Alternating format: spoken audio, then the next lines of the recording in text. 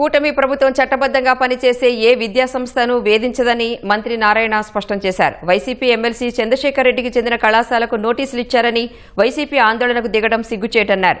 నిబంధనల ఉల్లంఘన జరిగినట్లు అధికారులు భావిస్తే నోటీసులు ఇవ్వడం సహజమని స్పష్టం చేశారు.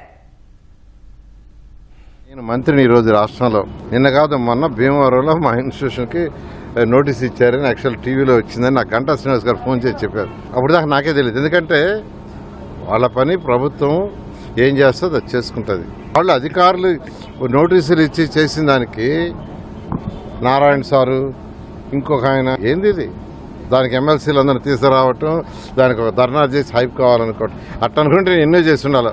1924లో నిజంగా నారాయణ ఇన్స్టిట్యూషన్ చేసినవి కానీ నేను కానీ చేస్తుంటే రోజు ప్రెస్లో ఉండేవాడిని. ఇప్పుడు ఎమ్మెల్యే శ్రీధర్రెడ్డి గారు, ఎన్డీఏ దాంట్లో ఉండే శ్రీధర్రెడ్డి గారు నారాయణ ఇన్స్టిట్యూషన్ ఒక ఇన్స్టిట్యూషన్లో ఆయన కూర్చున్నాడు.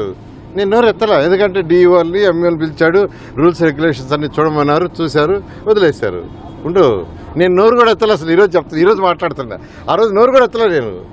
నేను ఆ రోజు హెల్ప్ చేయాలైతే సీఎం గారికి చెప్పి సీఎం ద్వారానే అందరినీ తీసుకొచ్చి ఎమ్మెల్యేలు అందరినీ రద్దు చేసి ఉండొచ్చు.